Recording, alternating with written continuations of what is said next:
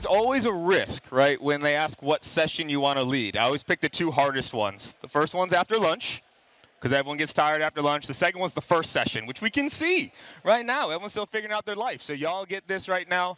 Can y'all still hear me? Okay, all right, cool. We're going to rock, y'all. We have a lot to cover in 20 minutes around how to lead and sell during tough times. Quick show of hands, anything a little bit tougher for anybody out there right now, just by chance? Good. All right, then we can talk about this and how to do it. We're going to go through this super fast. Who am I? Kevin Dorsey. Everybody calls me KD. I'm the builder, make it repeatable. That's what I love to do, is build teams up to 100, 150 plus, and then go do it again. And that's what I enjoy doing. I'm not the leader of a 500-person sales org. That's not what I enjoy doing. It's too slow. I can't make changes fast enough. So I like to build things, right? I've been a part of 2 unicorns with Service Titan and with Patient Pop, now Tebra after the merger, and I'm working on my 3rd right now at Bench Accounting. I've got 4 100-person builds under my belt with no industry overlap. And I like to call that out because each time it's been a new industry. It hasn't been selling the same industry for every time. I've had to go in and do it again with new industries. I've won a bunch of fake LinkedIn awards that I'm pretty proud of, so that's always fun. I'm the SVP of Revenue at Bench, meaning I'm still doing it. So the things that I'm sharing with y'all today are also things that I'm doing right now. This is not a concept. These are things that I'm doing with my team, and I've had to gone through. I'm a student of the game, avid learner to go through this, and I'm pumped for this, y'all. And I want to start with a story. It was 2020. Anyone here remember 2020, or did everyone else black out? Yeah, I blacked out 2020 because it was one of those. I was building my team at Patient Pop. We had not missed the number in 18 months. I had built it from just over 40 people to 170 people, and then March of 2020 happened. We sold to doctors at Patient Pop. You know what you couldn't do with your doctor during the pandemic and the lockdown? You couldn't go see them if it wasn't an emergency procedure. We lost over 35% of our revenue in 90 days. And I had to say goodbye to over 65% of my org for no fault of their own. It was by far and away the hardest moment in my leadership life. I've got people here that know me as a leader. I care about my people, and I had to say goodbye to almost 100 people. Lowest moment of my life. The next month, April of 2020, was the highlight of my leadership career, because of how that team came back together and how they rallied and how they performed to get the company back on track. And so I'm going to walk you through the strategies I used then and also the strategies I'm using now, because I've lived this as well. And this is the first one. It starts with y'all. Where are my leaders at? Who are my leaders in here? We got leaders in here? Okay. It starts with you all in terms of how you are working and living and taking care of yourself. Right? So Sam Jacobs, he's the CEO at Pavilion. If you're not a member of Pavilion, get in there. But he actually shared a quote with me. We were texting this a couple months ago. And he said, when times get tough, leaders need to be clear. We have to be clear-minded. We need to have high energy. We have to have focus.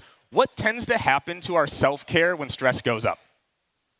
What tends to happen to self-care when stress goes up? Our self-care goes where, y'all? Down. Right when we need it the most. Y'all following me here? Like, it gets tough and we actually stop taking care of ourselves, when in reality, that is when you have to double down on it in terms of who are you being as a leader? How are you representing and showing up for your team? Because energy is the great equalizer. What happens to your results when energy goes up? What happens? Isn't it crazy how simple that actually is? Your energy goes up, results goes up. Your energy goes down, results go down. What are we doing to produce energy? Right? The analogy I always love to give, we all have our cell phones, right? If your cell phone dies and you just leave it on the counter overnight, do you wake up to a fully charged cell phone just because you unplugged it? No, you have to do things that generate energy for yourself. So things like this, gratitude. Are you doing daily gratitudes? Exercise and movement. Are you getting up and moving during the day? Social support. Back to my leaders. Leadership can be very lonely, y'all. Because how many VPs are there at a company? 1, 2, 3. How many people can you actually bounce these things off of? How many of us can actually go to our CEO and say, yo, I'm struggling right now, right? You need to have a good social support system and guarding your inputs. The news, social media, all of these things, y'all, are convincing us the world is in a horrible place. Now, does the world have to improve? Yeah. Are things getting better? They actually are. You have to guard your inputs. It starts with you as the leader. I had a mentor very early in my career tell me this. The better you are, the better your results will be. And if y'all forget everything from this presentation, but this slide here, I'm telling you it will impact your results. If you have more energy, if you have more gratitude, if you have more joy, if you're getting better sleep. I literally brought in a sleep coach for my team 2 years ago. Like a sleep coach. There's no greater biohack in the world than better sleep. This has to be a focus. It starts with you and your energy levels. Because now we shift here, the new reality. Ray Dalio had a great quote. It says, the companies and leaders that understand reality the best win. There are a lot of companies out there that are trying to like put the blinders on. Y'all get what I mean by this? Like you know shit's hard, but you don't want to believe it. Like you know things have changed, but you haven't changed anything. The reality, you have to be able to accept it. So what is the new reality? You need to truly know this for your market, for your industry, for your persona, and for your people. What are your people thinking? What is your company thinking, right? What's the data telling you? What are your people telling you? Have you sat down with your team and said, how are you feeling? What do you think they'd tell you? You sat down with your team and said, how are you feeling right now? What do you think your team would tell you? Great, boss. I'm the happiest I've ever been. Life's good. You need to hear the words that they're saying because you have to be able to address it. Where is their uncertainty? Things are tough. And you need to be willing to say that to your team. Because the raw platitudes don't work. And we do this, y'all, leader to leader. And I've messed this up. That's where a lot of this passion comes from.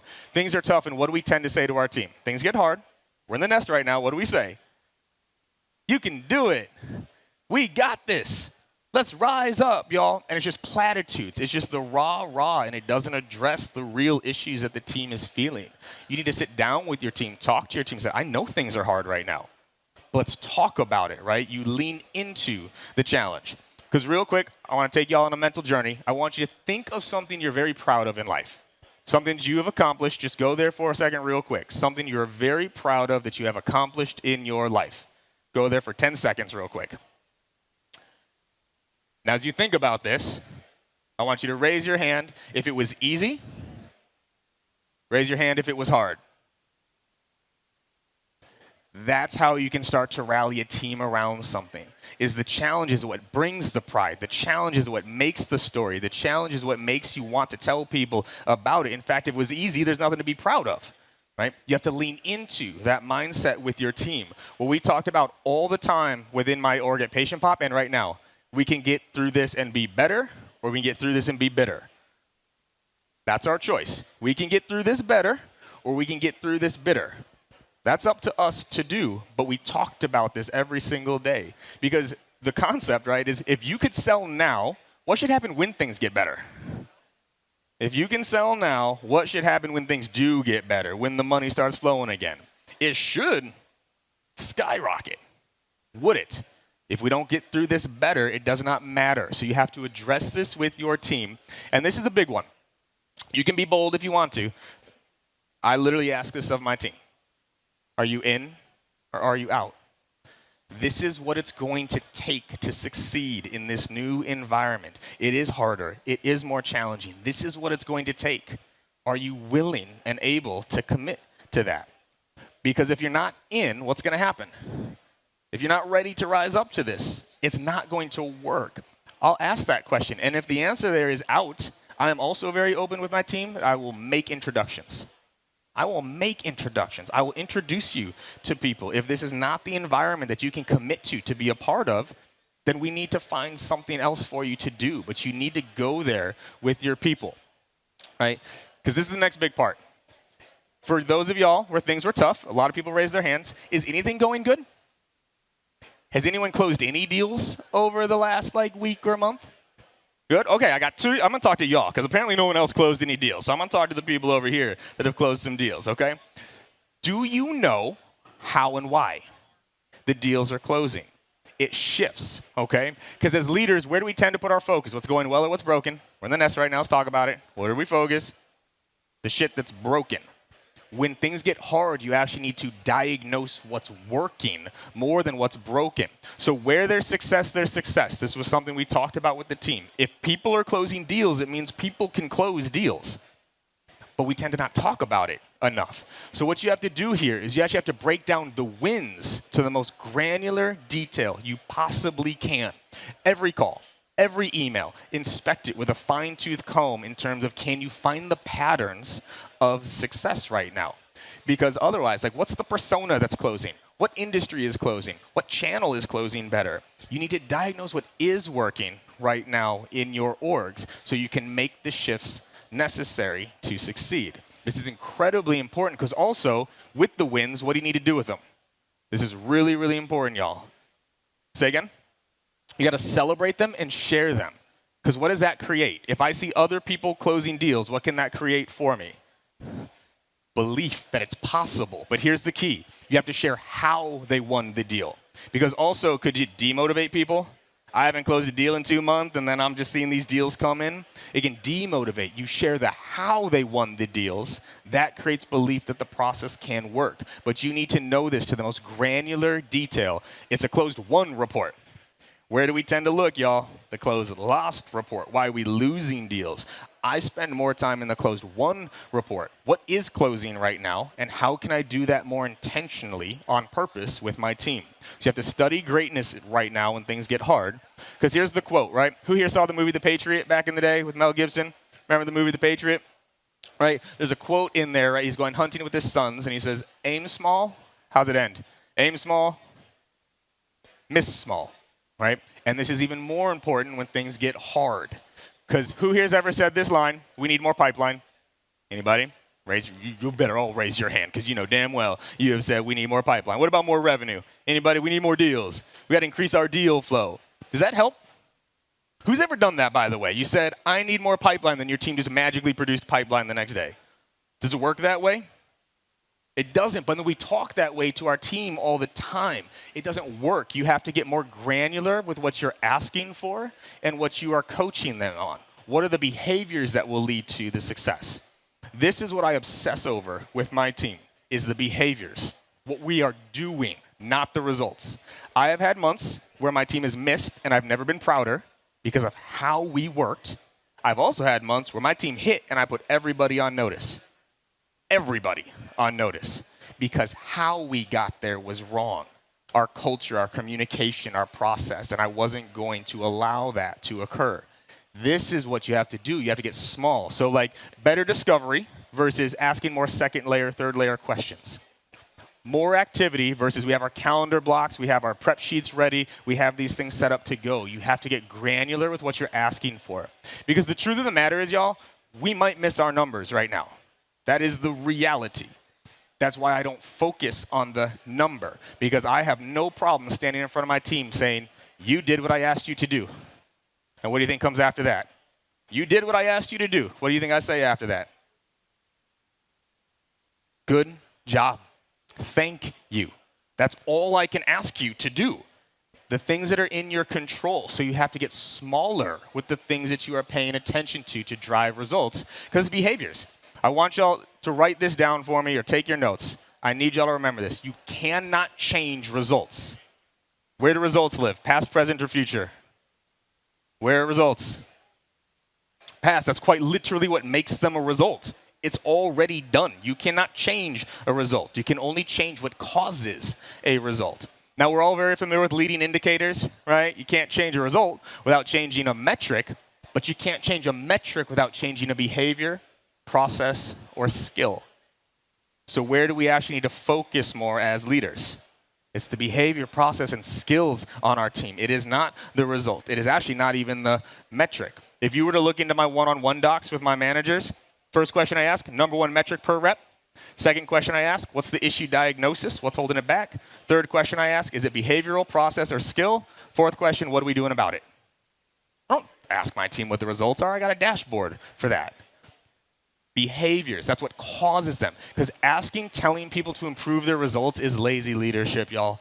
It's lazy. If all it took to generate revenue was to tell people to generate revenue, I could run all of your teams by myself. I'd wake up, do some thought leader shit, go into Slack, and say, more revenue, y'all. And everyone would do it.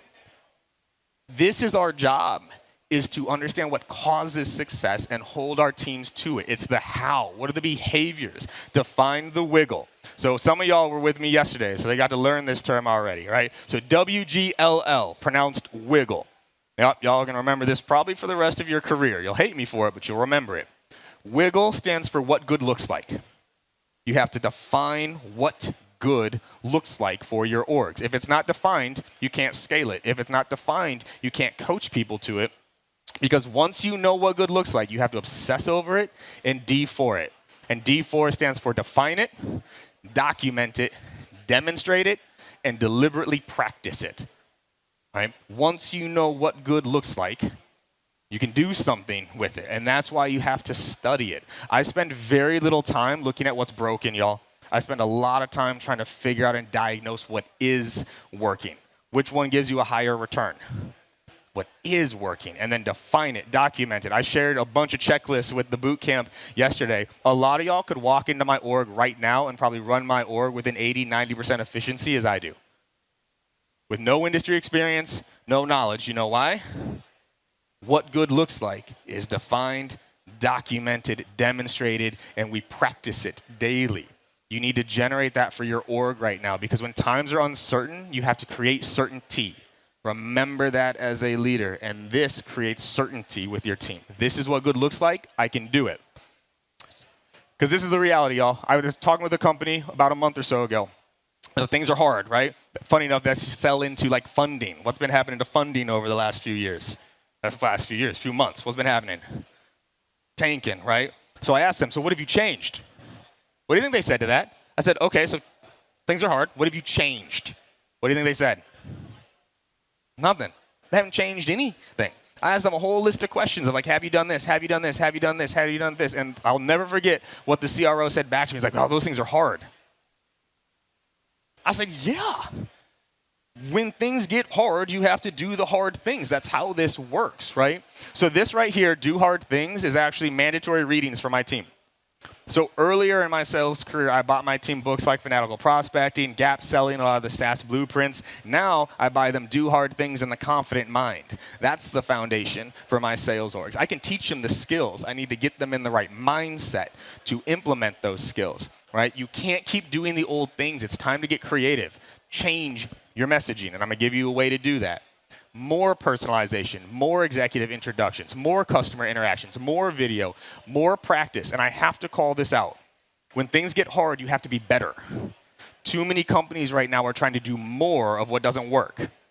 Y'all follow me here? Like, they're not getting better, they're just trying to do more. There's this old quote that I can't stand. It says, hard work beats talent when talent doesn't work hard. And that's not true. That's not how the world works. If Michael Tussaud here is 3 times better than me at something, how much harder do I have to work to beat him? If he is 3 times better, how much harder do I have to work to beat him? A minimum of 4, and depending on the math, that could even be a 5 or a 6. Skill is actually the great equalizer here. Don't fall into this trap. I hear it all the time. My team can't practice. I need them what? Selling. Is that going to do it? That's not, y'all. They're actually practicing on the prospect. Never forget that. Because if they're not practicing with you, they're practicing on the prospect, and they are losing money because of it. My team is doing more practice now when things get hard. Not less, because we have to be better when things get hard. So you have to implement this, right? So selling in tough times, I'm going to give you a quick crash course on this, right? So one, you have to think about what's changed with the buyer. You have to think about your buyer first. What's changed for them right now? And then this right here, objection is the reason. So whatever it is, the objections you're now hearing from your buyers, you actually have to lead with it, right? So for example, anyone hearing budgets are tight right now? Budgets are tight, right? How could you flip that and make that the reason why you're reaching out? I know budgets are tight. That's actually why I'm reaching out to you. I know funding's down. That's actually why I'm reaching out to you. You flip it. You have to connect the dots to your product to go through this. How do you make the objection the reason you're reaching out? Does anyone here have a tool that like saves companies money by chance? Right? Anyone have a tool that saves companies time by chance? Anyone have a tool that gives people access to information? Right? Like you flip it and make it the reason you're reaching out. So you have to do this. Customer interviews are huge here, y'all. Who's staying and why? Has anyone here lost all their customers? It's completely out of business, zero, zilch. Who's got customers still paying them? Do you know why?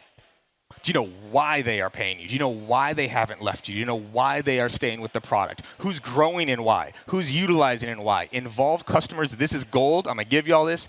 Pull in customers early in the process. Where do we normally do a customer like reference? Beginning, middle, or end of the sales process? The end. Where should we maybe move that, y'all? The beginning. You have to build trust at the beginning of this. The prospecting, demo, recap, all this, deal management clips, skill development. You have to focus here. So I'm right at time. Can I go for 3? Is that possible? I got like 3 minutes before I get yelled at. No one's tackling me yet. I'm going to keep going until they tackle me. So 2 things I want to leave you with. Pivot and splinter. So this. Is there a part of your product that is crucial right now? Could you splinter it? Could you break it out so that you can get into a company, right? I know we've all been taught to sell the full suite, but damn it, y'all, sometimes you just have to get in. So pivot and splinter. Can you break something off? We did this at Patient Pop. We sold a full marketing suite and pivoted to telehealth. We pivoted to telehealth within 90 days, sold a totally new product we had never sold before because that's what the market was telling us was needed. We broke it off and then got in, and then what do you think happened when things started to get better? We could land and expand from there. Okay, so this is the last thing I want to end with, y'all, the Jolt effect. Anyone read Jolt right now? Okay, y'all need to go read Jolt right now. I will not take credit for this. It's by Matt Dixon and Ted McKenna. Indecision's what's killing us right now. And what Jolt stands for is this. Judge the indecision, offer your recommendation, limit exploration, right, the overthinking, and take risk off the table. Go buy this book like today, like now. It's on Amazon. Go get it, okay? It talks about what we are dealing with right now as an industry because it's indecision that's killing us. It's nothing else. People just aren't taking action. Because what does fear cause? The 3 F's of fear. 3 F's of fear are fight, flight, and the last one's actually our biggest enemy, freeze. Anyone feel frozen right now? Anyone feel like their buyers are frozen? Jolt helps address this, all right? So here's what we'll wrap with. Book recommendations for you and your team. Jolt Effect and Challenge Your Customer. Do Hard Things. The Confident Mind by Steve Magnus. And The Happiness Advantage by Sean Acor. Read these as a leadership team. Share these insights with the people on your team. It is possible to succeed right now. But in order to succeed, we have to be better. And that's where all this begins. Thanks, y'all. Appreciate it. Thank you.